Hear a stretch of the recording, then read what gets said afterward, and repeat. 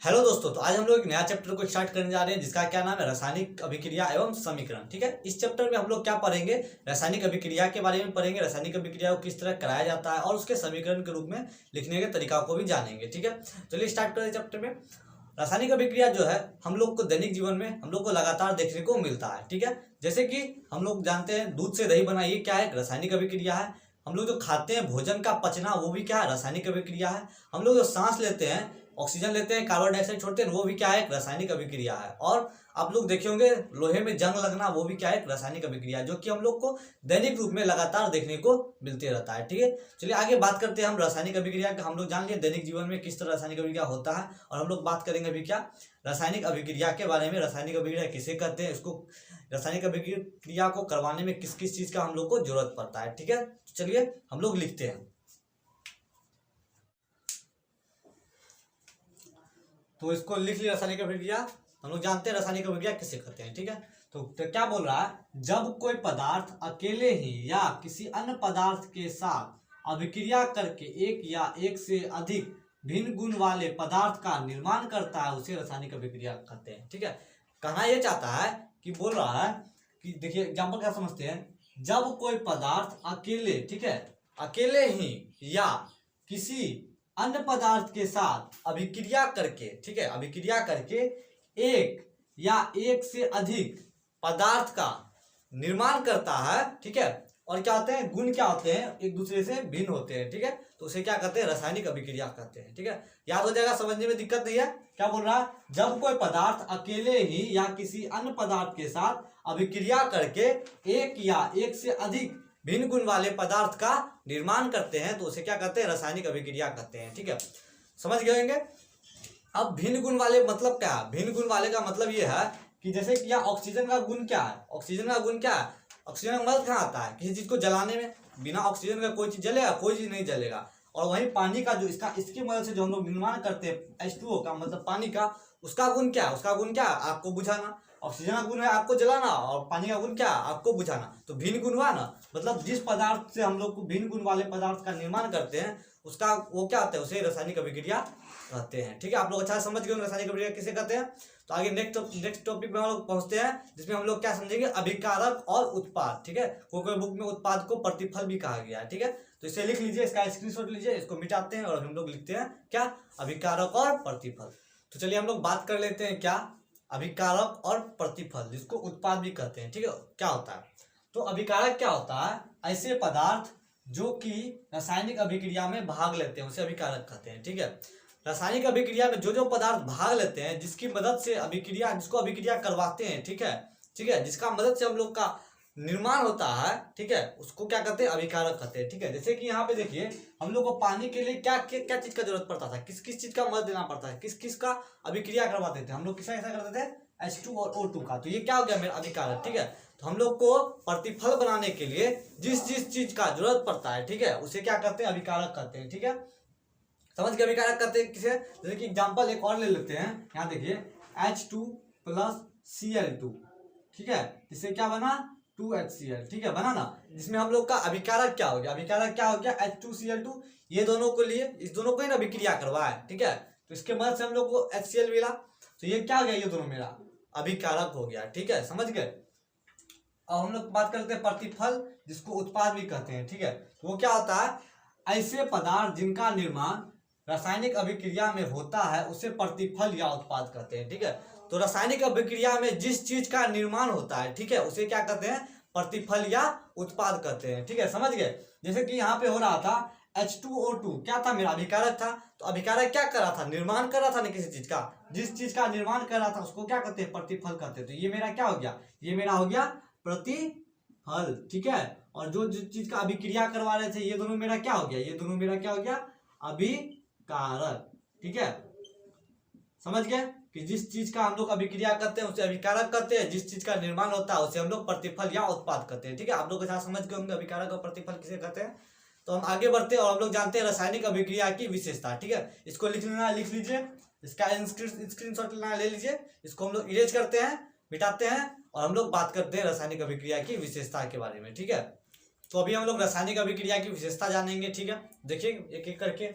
सबसे पहला विशेषता क्या है, अवस्था में परिवर्तन। ठीक है, कुछ कुछ रासायनिक अभिक्रिया क्या होता है, उसका अवस्था में परिवर्तन होता है, मतलब पहले वो गैस होता है, ठीक है, बाद में जब उसका अभिक्रिया होता है बाद में वो द्रव में परिवर्तन होता है, या पहले ठोस रहता है बाद में जाके वो किस में हो जाता है, वो गैस में परिवर्तन हो जाता है। ठीक है, उसी तरह एग्जांपल के रूप में यहाँ देख लीजिए क्या है, H2+O2H2O। ठीक है, हाइड्रोजन ऑक्सीजन जो दोनों गैस है, दोनों जो मिलता है एक दूसरे से, तो उसके अभिक्रिया से हम लोग क्या मिलता है, पानी का निर्माण होता है। पानी क्या हम लोग का द्रव है। ठीक है, तो क्या हुआ, गैस से द्रव में परिवर्तन हुआ ना, मतलब अवस्था में परिवर्तन हुआ। ठीक है, समझ गए अवस्था में किस तरह परिवर्तन होता है। चलिए पहला समझ गए विशेषता। दूसरा विशेषता क्या है, रंग में परिवर्तन। ठीक है, कुछ कुछ जो रासायनिक अभिक्रिया होता है उसका अभिकारक में, मतलब जो पहले रासायनिक अभिक्रिया से पहले, अभिक्रिया करने से पहले उसका रंग कुछ अलग होता है। ठीक है, बाद में जब वो दोनों अभिक्रिया करता है तो जिसके द्वारा जो यौगिक का निर्माण होता है, जिस चीज का निर्माण करता है, उसका क्या होता है, रंग अलग हो जाता है। ठीक है, जैसे कि एग्जांपल के रूप में यहाँ देख लीजिए, यहाँ पे एक अभिक्रिया लिख दी है, Fe जब CuSO4 के साथ रिएक्शन करता है, ठीक है, उसके बाद जो हम लोग का निर्माण करता है क्या, FeSO4 और CO का। इसमें देख लीजिए पहले जो इसका रंग क्या था, नीला था। ठीक है, अभिक्रिया जब किया, ठीक है, जब ये दोनों अभिक्रिया किया CuSO4 और Fe, तब हम लोग का जो मिला जो यौगिक उसका रंग क्या हो गया, हरा आया। ठीक है, तो रंग में परिवर्तन हुआ कि नहीं हुआ, पहले नीला था बाद में क्या हो गया, अब हम लोग को हरा बन गया। ठीक है, तो रासायनिक अभिक्रिया का दूसरा विशेषता क्या हो गया, रंग में परिवर्तन। ठीक है, चलिए समझ गए।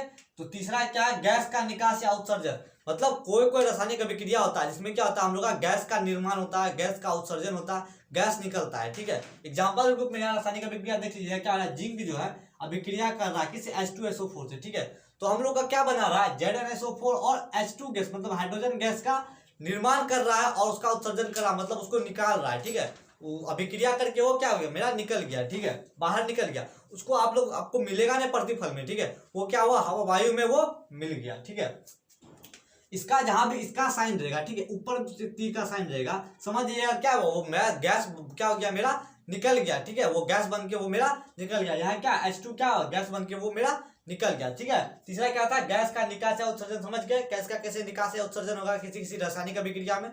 ठीक है, तो चौथा पॉइंट क्या है, तापमान में परिवर्तन। ठीक है, किसी किसी रासायनिक अभिक्रिया में क्या होता है, तापमान में परिवर्तन होता है, पहले कुछ और तापमान होता है, बाद में कुछ रासायनिक अभिक्रिया करने के बाद कुछ और तापमान हो जाता है।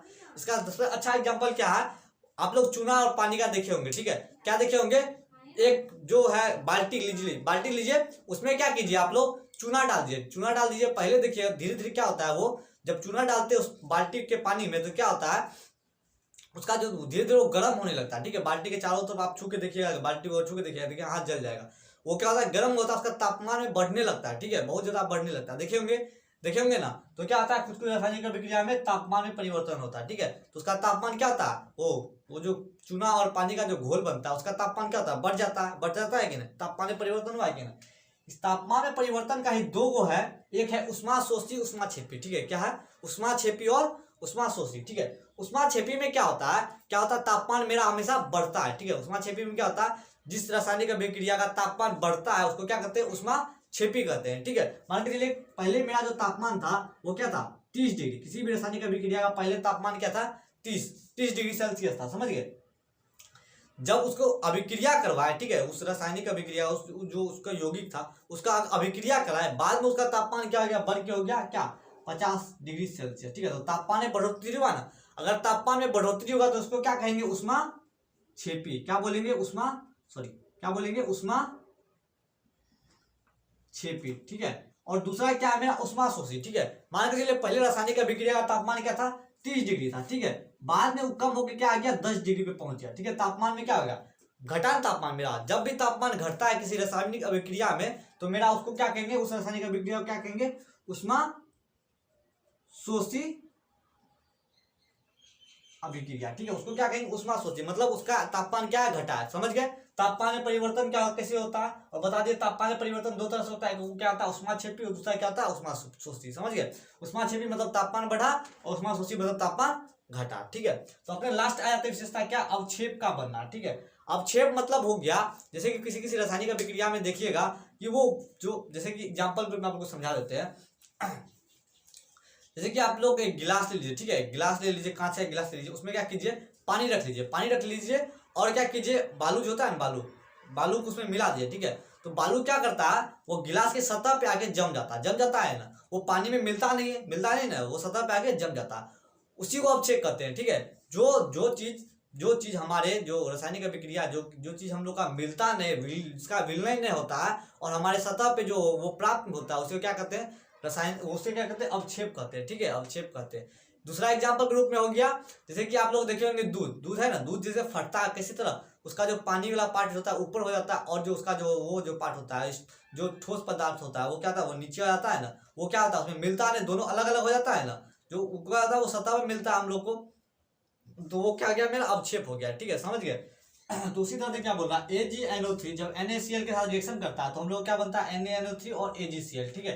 इसमें मेरा अवक्षेप क्या बना, AgCl का अवक्षेप बनता है, समझ गए। इस रासायनिक अभिक्रिया में जब AgNO3 और NaCl को दोनों का रासायनिक अभिक्रिया करवाते हैं, जब अभिक्रिया करवाते हैं तो हम लोग को NaNO3 और AgCl का अवक्षेप बनता है। कैसे पहचानेगा अवक्षेप, देखिएगा, जब भी रासायनिक अभिक्रिया अवक्षेप बनता है, इस तीर का निशान आपको जरूर देखने को मिलेगा, ठीक है। इसका मतलब क्या होता है, वो अवक्षेप बना हुआ, वो मेरा नीचे बैठा हो, वो जो है मेरा रासायनिक अभिक्रिया में वो जो है वो विलेन है, ठीक है, वो अलग है, ठीक है, और ये आपको सतह पे मिल जाएगा, ठीक है। आई होप आप लोग समझ गए होंगे अच्छी तरह से। ये पांचों अवस्था में परिवर्तन, रंग में परिवर्तन, गैस का निकास या उत्सर्जन, तापमान में परिवर्तन, अवक्षेप का बनना, ठीक है। ये पांचों विशेषता रासायनिक अभिक्रिया को आप लोग अच्छे से समझ में आ जाएगा, ठीक है। अगर वीडियो अच्छा लगे वीडियो को लाइक करें, चैनल को सब्सक्राइब करो और अपने दोस्तों में, ठीक है, जिससे बहुत सारे लोग जो होते हैं, बहुत सारे बच्चे जो होते हैं वो बोलते हैं कि हमें जो है ना रासायनिक वाले जो चैप्टर होते हैं वो समझ ही नहीं आते, ठीक है। तो उस लोग में जरूर शेयर कीजिएगा ये सब, ठीक है, ताकि वो लोग भी अच्छे नंबर ला सके, ठीक है, एग्जाम में।